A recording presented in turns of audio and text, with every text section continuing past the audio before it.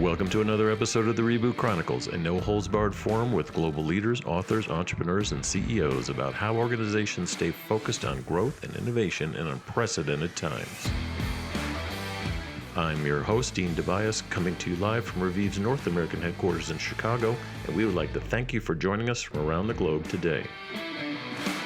I'd like to welcome Ivan Markman. He's the Chief Business Officer of Verizon Media, and he serves as either an advisor or a board member or an investor at many tech companies, including companies like CreatorIQ, Measured, Holly, Twine, PetInsurer, Wonder, QLess, and Local ID. So it's quite a list of stuff there. Ivan, those of you that don't know, Verizon has all types of brands that they've accumulated over the years. It's not just your mother's old phone company anymore. So things like Yahoo, Huffington Post, TechCrunch, the whole media group kind of brings that together. So lots of different properties that help people stay informed, stay entertained, and communicate and transact like many of us do. And as you can imagine, during the pandemic 2020 lockdown, stuff that we've all been going through, their usage just probably skyrocketed, very similar to what we've seen in a lot of the partners with Reviv and usage of different types of things. Ivan, I want to welcome you. You're looking good out there. Thank you. Thanks for having me. Oh, anytime. You haven't seen you in a long time, but I forgot to mention in my intro that you also own AOL. And full disclosure, a long time ago, I sold one of the first online games company to AOL. It became AOL Games, and I must say, I had the time of my life working at AOL during that transition period. It was good days.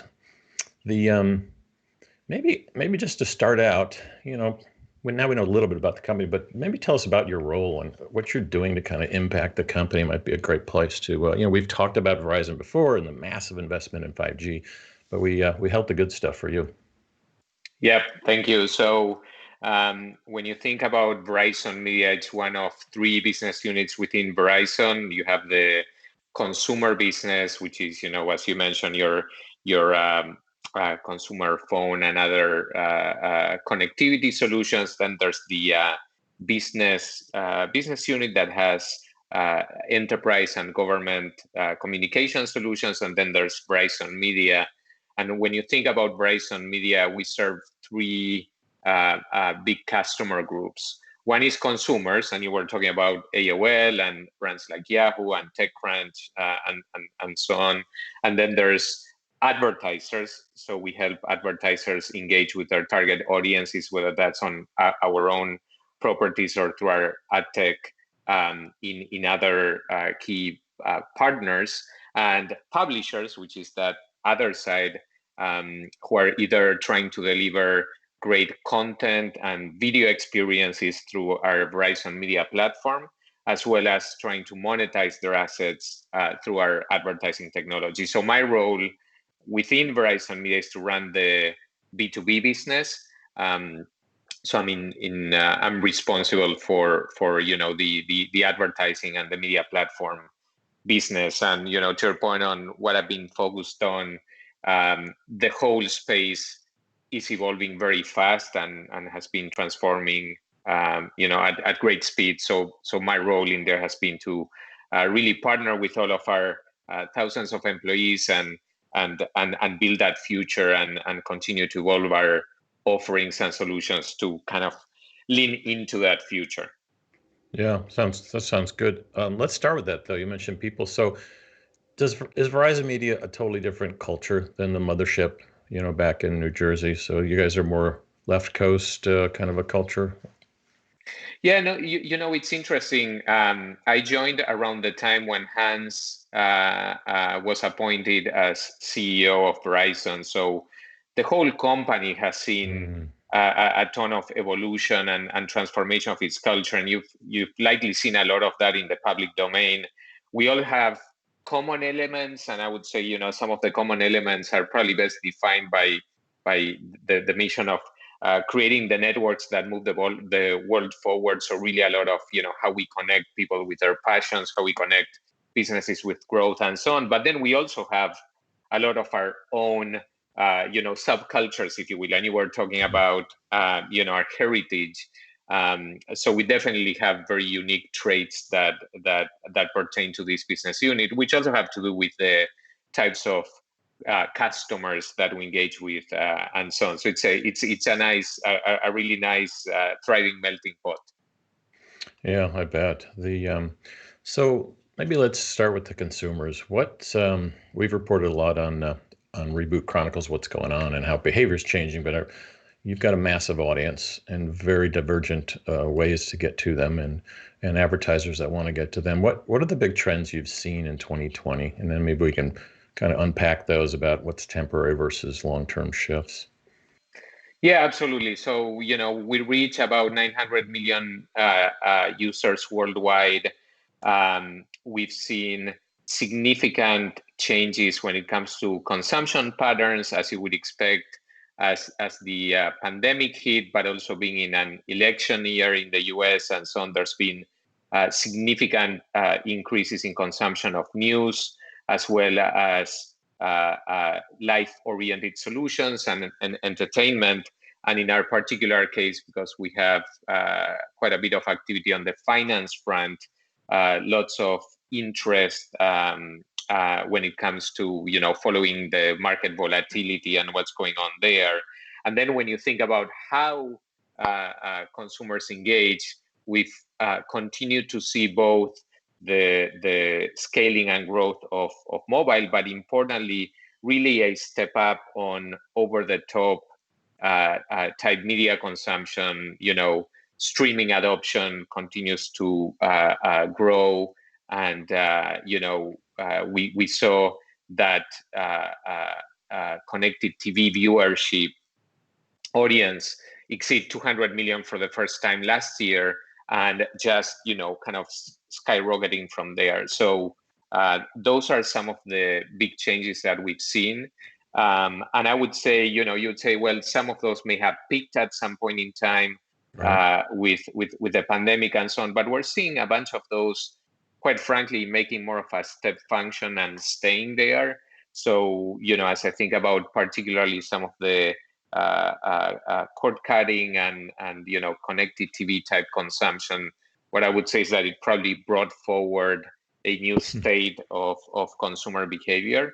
And then Right. once again, when it comes to trusted news, trusted media consumption, similarly, seeing that behavior persist. Yeah, the cord cutting topic is when I used to go to cocktail parties, that would be the first question people ask me. Now, I don't know. I'm dying to go to a cocktail party, by the way. Please have one. It's a big topic, and I get the questions all the time. What should I do? And it's not an easy answer. It's like, well, what do you like to watch? I'm a news junkie and movies, so I'm easy. I don't need a sports stuff. That's the hard part to bundle in there. And um, so I can hear the cable TV audience watching and cringing, the executives right now, because it used to be a very scary subject for them, but they've figured out a way around it. So maybe tell the viewers a little bit about OTT versus, CTV and what all that means, and maybe a little advice on what they should do.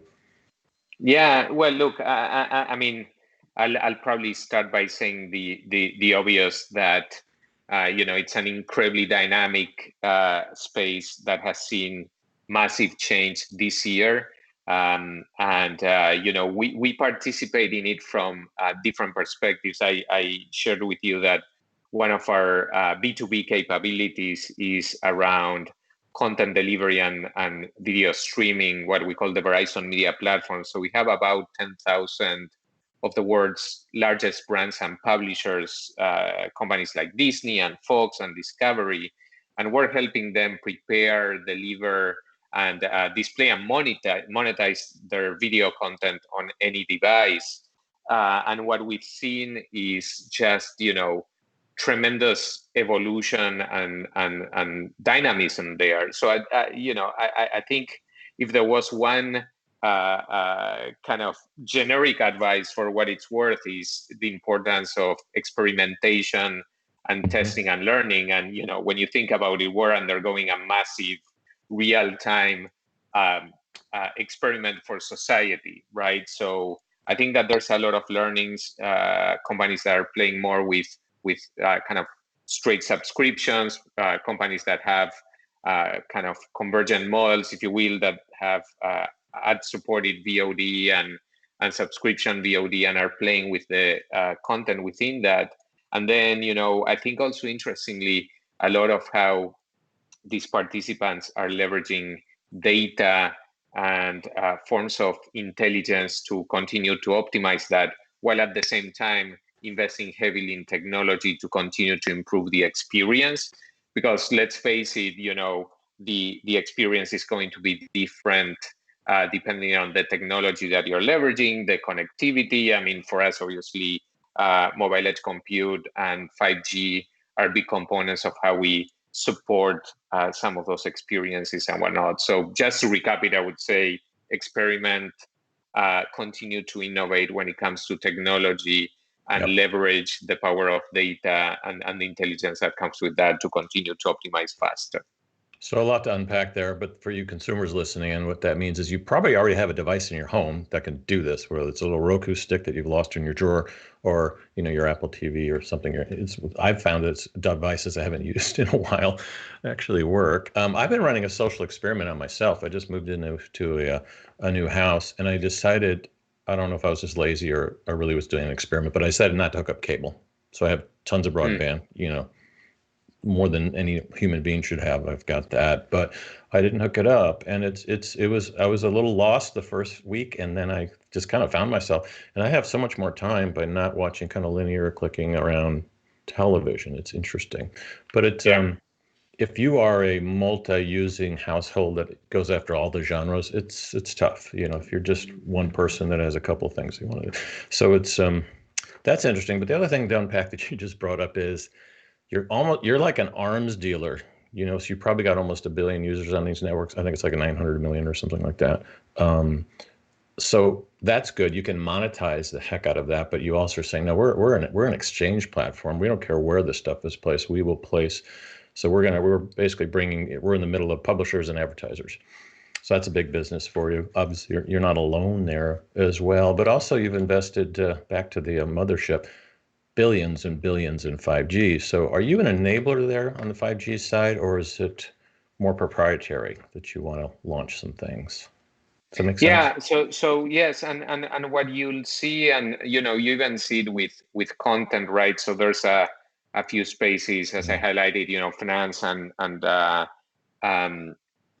sports, again, for certain sports categories, and news for sure. And those were some of the gems inside Yahoo. So Yahoo Finance is big. Sports, HuffPost, right, political, TechCrunch, and on many of those, as I said, we're primary, but we're also leveraging what we know as a publisher to help publisher partners be successful and drive their success. So we're playing and supporting in both spectrums. Now, back to your point on 5G, we've invested a lot in immersive technology. You may have heard of Riot. We have a lot of capabilities there. We launched Verizon Media Immersive, which is a series of capabilities and tools to enable publishing and monetization in AR and VR.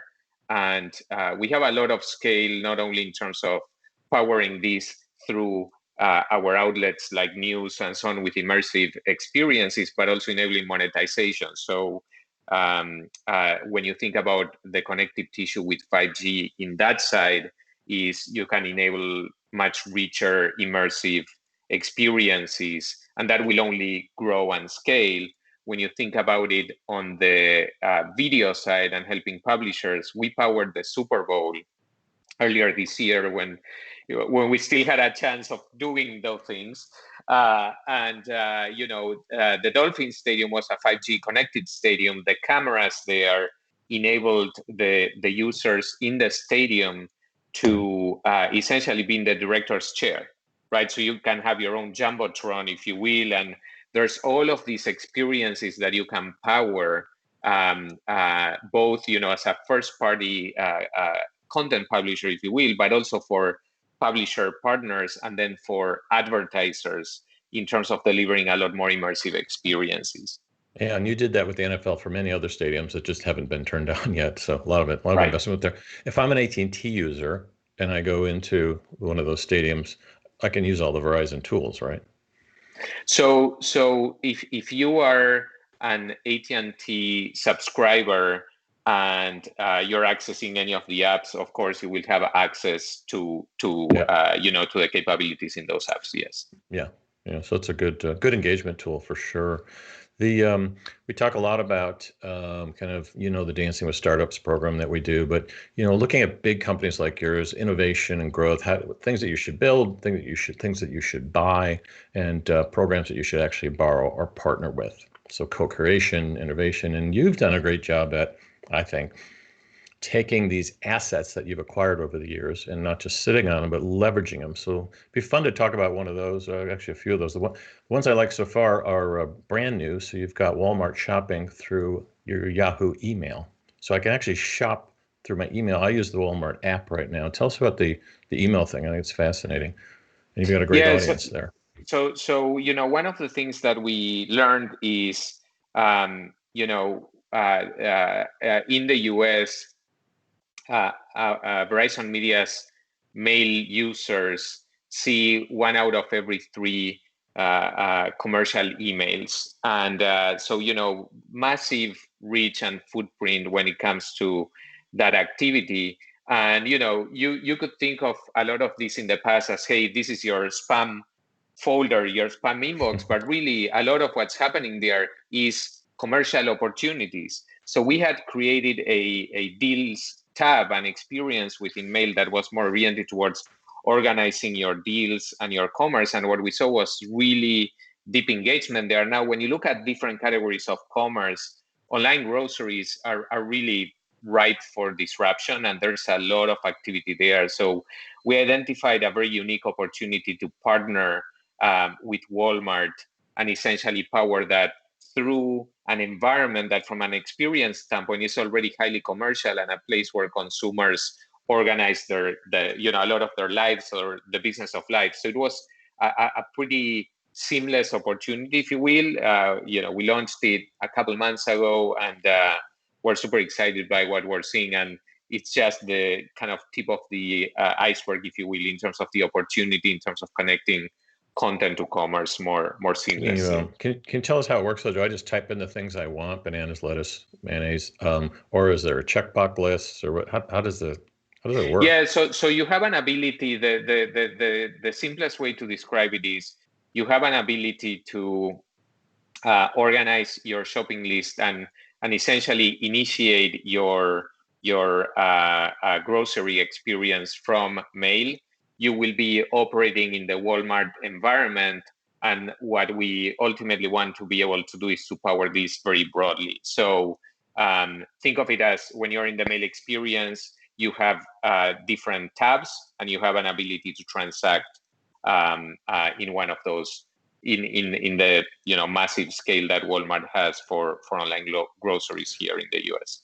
Yeah, I think it's a step in the right direction. I do a lot of talks on digital dysfunction, and it's like our phones just have too many apps on them. This thing is just, I forgot how many are on here, and we're still slaves to the technology versus the technology working for us. And one good step to that is, well, let's maybe try to use a tool that you're already using. Maybe we can make it to do other things. Yeah, and make it more seamless. Yeah, but unfortunately, there's competitive forces there, and Google probably doesn't want you to do that because you're somewhat competitive on email platforms. Anyway, how did you get into this other category, digital out of home, another acronym, DOOH? I call it DOE. And you've done some really interesting partnerships there, like cooler screens and stuff like that. What's that all about? Is that strategic? Yeah, and so when you think about it, I mean, one of the elements of how the industry has evolved is this notion of omni-channel engagement, right? And with digital screens out of home, and again, the category of digital out of home has indoor screens like cooler screens, where the cooler doors in groceries are replaced with actual screens that enable very rich and unique experiences inside of grocery stores. They're in Walgreens as an example, all the way through to the Shark experience, which is screening golf carts, all the way through to your more traditional, there's a billboard out there. But when you think about it, we're engaging in life in a host of different ways. And, you can go from a connected TV device to your mobile device to something that you're exposed to in these digital screens. So it really allows for a very seamless and integrated type experience. So we've been very bullish in that space. And as you mentioned, we've done a lot in terms of new partnerships. And we're very excited because we think it can both deliver a very unique type, location-specific, situation-specific, highly relevant experiences, but also ones that in the back end, we can connect with similar data, right? So we can enable advertisers to connect with those audiences in very meaningful ways across the board. And we're doing that with TV as well. So think about it in very kind of cross-screen, cross-location, cross-situation type environments. Yeah, I appreciate you trying not to use the word omni-channel too much. It's just so overused. And a lot of that can be synced with your phone. So if you're close to these screens, they can actually personalize stuff for you. And are any of those touchable? Or are they mostly display? Or the cooler screens ones? So some of the screen experiences are connected with other applications that you can interact with. The cooler screen ones right now are mostly display. Yeah, and I think that makes sense. Given what's happened in 2020, most retailers that like Revive is working with, they're just going to phones now. Even though they've invested in mirrors and screens and all types of stuff, people don't want to touch them. And I don't think that hygiene thing's going away. I think people are going to pretty much just like, I can just get it on my phone. But the visualness of having something huge in front of you, I don't think that's going away. You just might not want to touch it. That's So the golf car one's interesting though. Is that like serving me up ads or getting me a cocktail or telling me how bad my stroke was? What are you doing there? Well, I would need to watch more of your game and Believe me, overall behavior in the court to be able to answer that question. It's pretty bad. I would be in the cart watching TV is what I would be doing. There you have it. Yeah. So again, the experience is deliver both content and advertising, and to your point, it depends a bit on the audience. I might need a therapist. That would be a good ad after a good golf game. That's a good segue into advertising. What's going on in 2020 with ad volume and directionally where people are putting ads? But both the big. Let's start with the big guys, the big budget companies, and then maybe move into some of the opportunistic indie companies that are actually making moves. But what are you seeing overall across your networks? Yeah, so I think that you can think of it as three categories. If you think about it from the advertiser side, you have, let's start with the bad/ugly. You have businesses that are essentially not doing any business, right? Then there's the second bucket, which is certain businesses that are trying to figure out the best approach during the pandemic, right? They may need to change their messaging and so on. They are still in business, but they are trying to figure out how to best play it. And then you have certain businesses that are just thriving, right? So we talked about, all of the streaming services, a bunch of areas related to wellness, financial services, and so on. So it's almost like a tale of three cities, if you will. The common thread among all of them, I would say, is that you need more flexibility and simplicity than ever, right? Because a lot of the speed in which you need to make some of the decisions, put them into practice, and then connect in the right places is required. So what I would say is for us, and look, those buckets are the ones that you would expect, right? So I mentioned some examples of categories and so on. A lot of the retailers are in the first bucket. Course. Right. And then, travel and so on would be in the bottom bucket, a bunch of, restaurants and whatnot, although that has been fluctuating. And interestingly, even in those categories, there are some subcategories that, like cruise lines, cruises get booked way in advance and so on. So some of those I would say have come back fairly soon after the dip. But so on the advertiser side, I would say that's what we're seeing. And then on the publisher side, we're seeing overall more diversification. So more publishers testing subscription models and commerce models. while at the same time, and one of the things for us, because we have both the buy side and the sell side, is providing an opportunity to connect unique demand and unique supply better, which enables you were kind of alluding to maybe some of the smaller players and so on.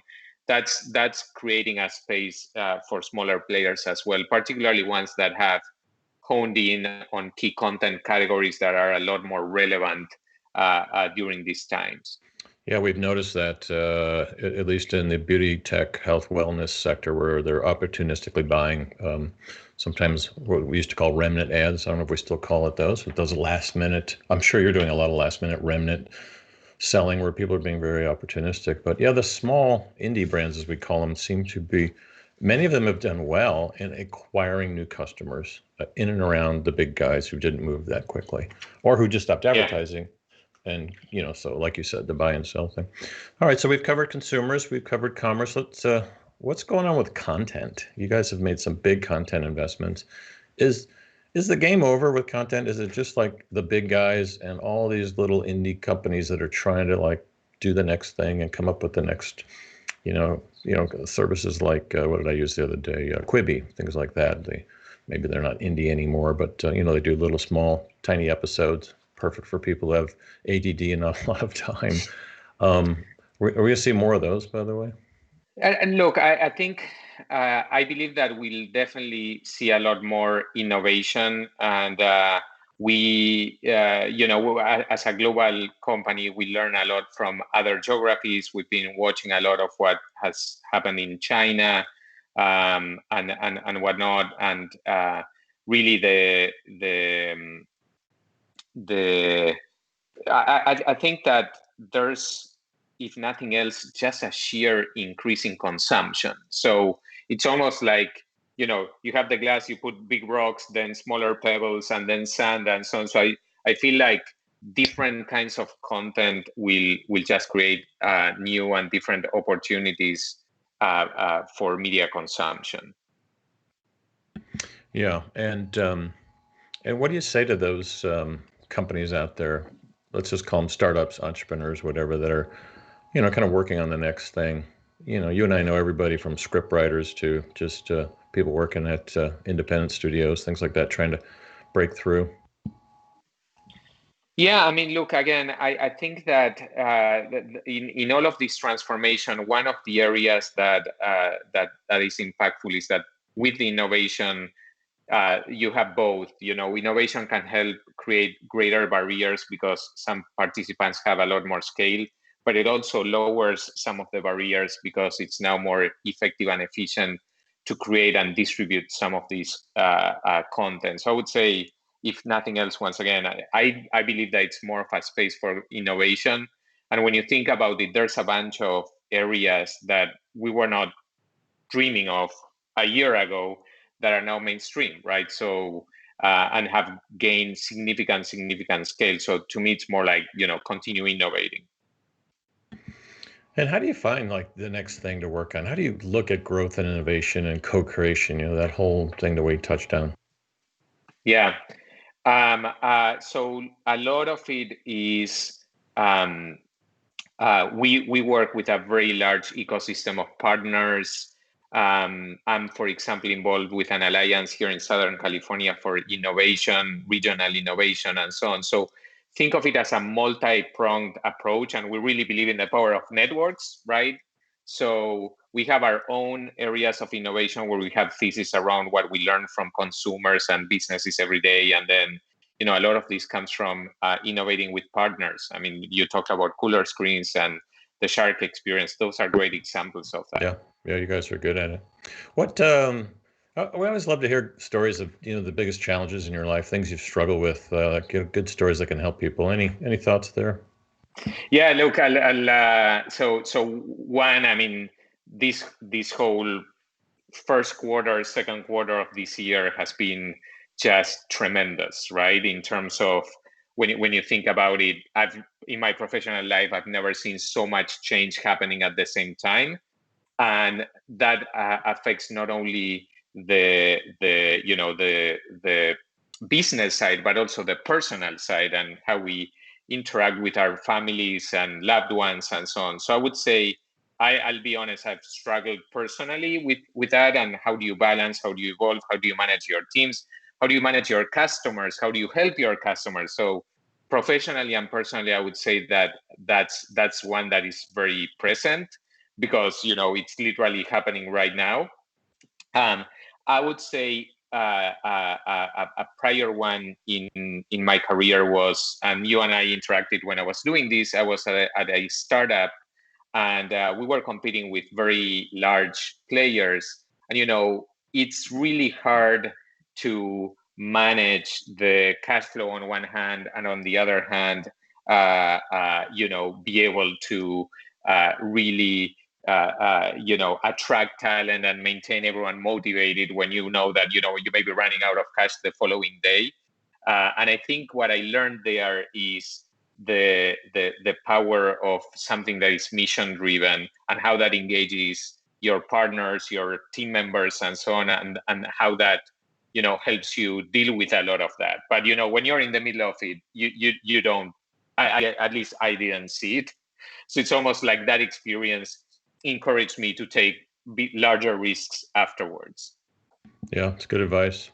Ivan, I really want to thank you for joining us on the program. It's been great, and look forward to having you back sometime.